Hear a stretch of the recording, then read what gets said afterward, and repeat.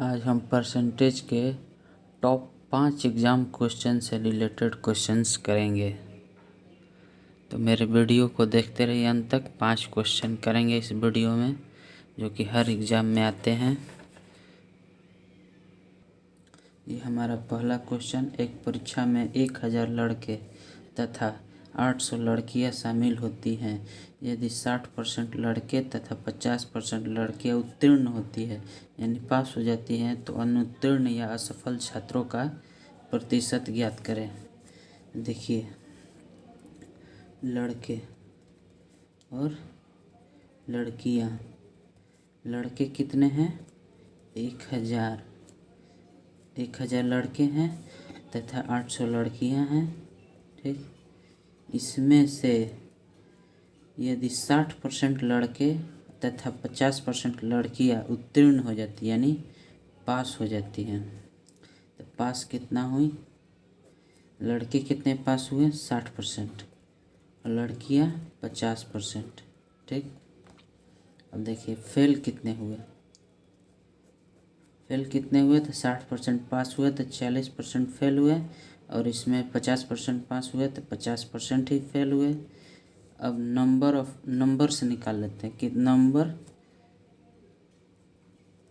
Number of fail student, मतलब fail हुए छात्रों की संख्या। कैसे निकालेंगे? 1000 का 40% कितना हो जाएगा? 400 लड़के फेल हुए और 800 का 50% कितना हो जाएगा? ये भी हो जाएगा 400। हमें निकालना क्या है? तो अनुत्तीर्ण या असफल छात्रों का प्रतिशत ज्ञात कीजिए। मतलब जो फेल हुए हैं उसका परसेंटेज निकालना, कितने % छात्र फेल हुए हैं। मतलब तो फेल हुए छात्रों का प्रतिशत यही निकालना है हमें। तो कितने छात्र फेल हुए हैं? 400 लड़के और 400 लड़कियां, यानी कि हो गया 800 फेल हुए हैं। कितने टोटल छात्र थे? 1000 लड़के थे, 800 लड़कियां थी, टोटल कितने थे? 1800। इसका परसेंटेज निकालना है तो 100 से मल्टीप्लाई कर देंगे,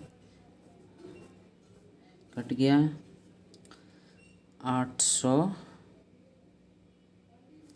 ये हो गया 400 और ये हो गया 9, यानी 400/9, ये हो जाएगा 444। इतना % छात्र फेल हुए, 44.4%।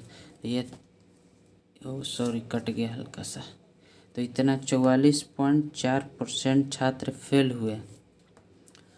अगला क्वेश्चन देखते हैं। ये दूसरा क्वेश्चन। किसी प्रतियोगी को एक परीक्षा में 20% अंक प्राप्त होते हैं और वह 20-30 अंक से सफल हो जाता है, यानी जिसको असफल हो जाता है, यानी जिसको 20% प्राप्त होते हैं वो 30 अंक पास होने में कम लाता है, यानी -30 रह जाता है। मतलब 30 अंक कम ही लाता है, 30 अंक से फेल हो जाता है। लेकिन दूसरे प्रतियोगी को 32% अंक प्राप्त होते हैं और उसे उत्तीर्णांक से 42 अंक अधिक मिलते हैं। जिसको 32% प्राप्त होते हैं वह 42 नंबर ज़्यादा लाता है, यानी वह 42 नंबर से पास होता है। तो हम मान लेते हैं, माना कि पूरा नंबर, मतलब उस विषय का पूरा नंबर x है, मतलब किसी विषय में पूरा नंबर x है। तो अब जो पहला विद्यार्थी था वो 20% नंबर लाता है और 30 नंबर से फेल हो जाता है, यानी कि x का 20%, और उसमें अगर 30 जोड़ देंगे तो वो कितना अंक लाएगा? उतना पासिंग अंक तक आ जाएगा, देखिए टोटल नंबर हो गया एक्स का 20%, ठीक। अगर हम इसमें 30 जोड़ देते हैं तो पासिंग नंबर तक पहुंच जाएगा और ये इक्वल हो जाएगा एक्स का 32%, एक्स का 32%। और ये क्या है, 42 नंबर ज़्यादा लाता है। 32% जो लाता है वो 42 नंबर ज़्यादा लाता है। तो हम उसको पासिंग अंक तक लाने के लिए क्या करेंगे, -42 कर देंगे। ये देखिए पहला इक्वेशन बना था जो कि फेल हुआ है, तो उसमें हम 30 नंबर जोड़ देंगे तो पासिंग अंक तक पहुंच गया। और ये 42 अंक ज़्यादा लाता है, तो इसको में हम 42 घटा देंगे तो ये भी पासिंग नंबर तक पहुंच जाएगा। दोनों पासिंग नंबर तक पहुंच गए तो दोनों बराबर हो गए। तो यहाँ से हम जब x सॉल्व करेंगे x, तो हमारा क्या आ जाएगा, x हम जब सॉल्व करेंगे तो हमारा आ जाएगा 600, x आ जाएगा 600। अब हमको पासिंग मार्क्स निकालना है, मतलब पासिंग मार्क निकालना है। पासिंग मार्क्स कितना है, तो हमारा कितना है, x का 20% बाई 100 + 30, यही पासिंग मार्क न था। इतना लाता था तो 30 नंबर से फेल हो जाता था, तो हम 30 जोड़ देंगे तो ये पूरा पासिंग मार्क ही हो जाएगा। तो x यानी 600 का हम 20% निकालेंगे +30 कर देंगे तो हमारा क्या आ जाएगा, सुना एक सुना कट गया, ये कट गया, 120 + 30 यानी कि 150 आंसर। यानी 150 जो है ये इसका पासिंग मार्क्स है। टोटल मार्क्स कितना है, 600 टोटल मार्क्स है और 150 पासिंग मार्क्स है। ठीक है, ये दूसरा क्वेश्चन। तीसरा क्वेश्चन आगे देखते हैं हम। ये हमारा तीसरा क्वेश्चन है। एक परीक्षा में 3 विषय हैं और प्रत्येक विषय का अधिकतम अंक 100 है। 3 विषय हैं और एक विषय का अधिकतम अंक 100 है। एक विषय का अधिकतम अंक 100 है, तो टोटल तीनों विषय में का टोटल नंबर, 3 विषय का टोटल नंबर कितना हो जाएगा, 300। ठीक, एक छात्र पहले विषय में 60% लाता है, यानी कि पहले विषय में 60%। इस विषय का मैक्सिमम नंबर 100 था, तो 100 का 60% निकालेंगे तो बराबर आ जाएगा 60। यानी पहले विषय में 60 नंबर लाता है, दूसरे विषय में 80% प्राप्त करता है। दूसरे विषय में 80% अंक प्राप्त करता है, यानी 100 का 80% निकालेंगे, हमारा आ जाएगा 80 नंबर। ठीक, अब देखिए उसे कुल 70% अंक प्राप्त होते हैं। मतलब तीनों विषय में 300 नंबर का तीनों विषय है, 300 नंबर का उसे 70%, मतलब कुल विषय में उसे 70% अंक प्राप्त होता है। तो 300 का हम 70% निकाल लेंगे, आएगा 210 आ गया। और दो सब्जेक्ट में उसको कितने अंक प्राप्त होते हैं, 60, 120, 140 अंक 2 विषय में। और कुल अंक प्राप्त होते हैं, कुल अंक 210 प्राप्त होते हैं। और 2 विषय में कितने अंक प्राप्त होते हैं, 140। तीसरा विषय निकल गया।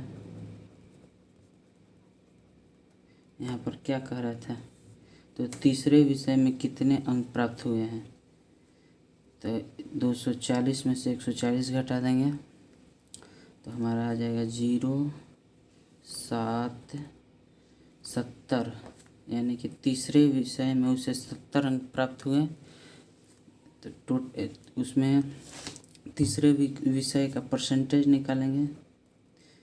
तीसरे विषय का क्या आ जाएगा, 70 अंक प्राप्त हुए, टोटल कितने नंबर का था, 100 × 100, यानी कि 70% आंसर तीसरे विषय का। अब चौथा क्वेश्चन देखते हैं। 2 विद्यार्थी एक परीक्षा में शामिल होते हैं। एक छात्र को दूसरे से 9 अंक अधिक मिलते हैं और उसके अंक दोनों के अंकों के योग का 56% है, तो उनका प्राप्तांक क्या है। तो मान लेते हैं, माना पहले स्टूडेंट का नंबर x है, पहले स्टूडेंट का x है, तो यहाँ क्या कह रहा है, दूसरे से 9 अंक अधिक प्राप्त होते हैं। मतलब पहले का मान लीजिए x है, पहला स्टूडेंट का, तो दूसरा का क्या हो जाएगा, या फिर यहाँ पर मान लीजिए दूसरे स्टूडेंट का नंबर x है, तो पहले स्टूडेंट का, पहले को एक छात्र को दूसरे से 9 अंक अधिक मिलते हैं, दूसरे का x हो गया, तो पहले को कितना हो जाएगा, x + 9। ठीक, पहले ये दूसरे का x माने थे, तो पहले का क्या हो जाएगा, x + 9, और उसके अंक दोनों के अंक के योग का 56% है। मतलब कि ये पहला स्टूडेंट का जो अंक है x + 9, ये बराबर है 56%। ये दोनों के अंकों का योग का x + 9, ये दोनों के अंकों के योग का 56% है। तो यहाँ से हम निकालेंगे x + 9 बराबर 56/100, यहाँ पर हो जाएगा 2x + 9, क्रॉस मल्टीप्लिकेशन करेंगे, 100x + 900, ये इधर गया, यहाँ हो जाएगा 56, 50 दूनी 100, 112, x + 56 × 9, 9 × 6 = 54, 4 5 9 × 5 = 45, 5 50, 504। ठीक, अब देखिए यहाँ से 100 इधर ले आएंगे, तो हमारा क्या हो जाएगा, 12x, और ये 900 - 504, यानी कि x बराबर क्या आ जाएगा, x बराबर डिवाइड देंगे तो 33 आ जाएगा। तो ये तो हो गया दूसरे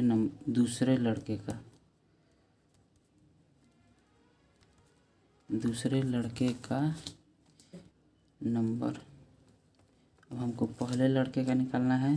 पहले लड़के का क्या था, x + 9, यानी कि 33 + 9, ये आ गया आपका 42, यानी कि 33 और 42 आंसर। आइए तो पांचवा क्वेश्चन देखते हैं। एक परीक्षा में 65% छात्र गणित में, 48% छात्र भौतिकी में तथा 30% छात्र दोनों विषय में सफल होते हैं, तो कितने प्रतिशत छात्र दोनों विषय में असफल रहें। तो ये क्वेश्चन हम वेन डायग्राम से बनाएंगे। देखिए 2 परीक्षा हैं, ठीक, कॉमन कितने हैं, 30% छात्र दोनों विषय में सफल रहते हैं, यानी कि गणित का ये हो गया और ये भौतिकी का हो गया। इन दोनों में पास कितने होते हैं, 30% छात्र, 30% छात्र दोनों में पास होते हैं।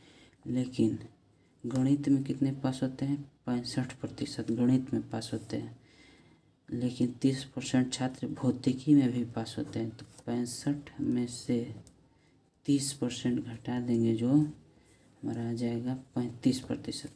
यानी 35% जो छात्र हैं वो गणित में केवल पास होते हैं, 30% दोनों में पास होते हैं। और टोटल था 65% गणित में पास होने वाले के में, तो बचे केवल गणित में पास होने वाले 35%। ठीक, अब 48% भौतिकी में पास होते हैं, लेकिन 30% दोनों में पास होते हैं। यानी ये कॉमन हो जाएगा तो यहाँ पर हो जाएगा 48 - 3 यानी 18%। 18% केवल भौतिकी में पास होते हैं। हमें क्या निकालना है, तो कितने प्रतिशत छात्र दोनों विषयों में असफल रहें।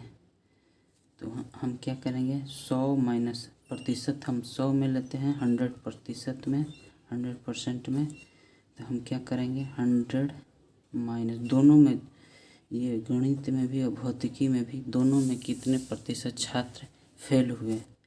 तो हम कैसे निकालेंगे, 100 माइनस 35% छात्र गणित में पास हुए और 30% छात्र दोनों में पास हुए। तो इसको भी माइनस करेंगे और इसको भी माइनस करेंगे। 18% भौतिकी में, तो हम घटाएंगे तो कितना आ जाएगा, 100 माइनस, यहाँ प्लस होगा इसमें 35% ये हो गया जो गणित में केवल पास होते हैं, 30% जो दोनों में पास होते हैं और 18% जो भौतिकी में पास होते हैं। यानी कि इन तीनों को हम घटाएंगे तब न मेरा निकलेगा कितने प्रतिशत छात्र सब गणित और भौतिकी में भी फेल होते, दोनों में फेल होते हैं। तो ये हो गया 8 4 12 13 83। तो 100 माइनस 83 बराबर हो गया 17। 17% जो छात्र हैं वो दोनों में फेल होते हैं। यही आंसर हो गया।